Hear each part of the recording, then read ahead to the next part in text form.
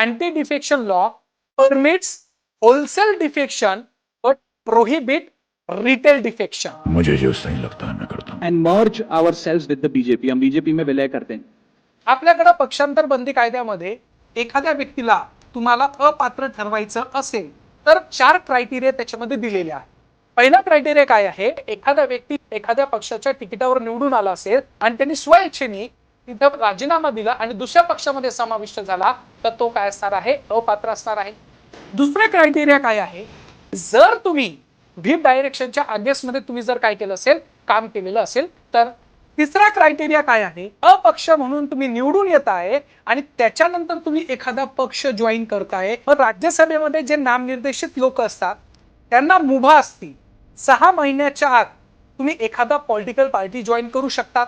परंतु जर 6 महिन्यानंतर तुम्ही एखादा पक्ष जॉईन केला तर तुम्ही अपात्र असणार आहे, तुमचं पद काय केलं जाणार आहे, काढून घेतल्या जाणार आहे. की राघव चड्डा सर याच्यामध्ये तर बिलकुल बसत नाहीये.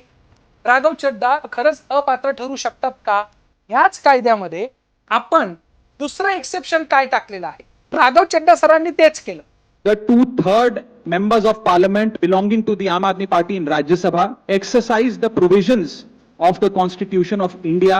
91 घटना दुरुस्तीनुसार आपण काय केलं, एखाद्या पक्षाचे 2/3 मेंबर जर इथं दुसऱ्या पक्षामध्ये मर्ज होत असेल तर अशा वेळेस तुम्हाला अपात्रता इथं अलाउड केल्या जाणार नाही.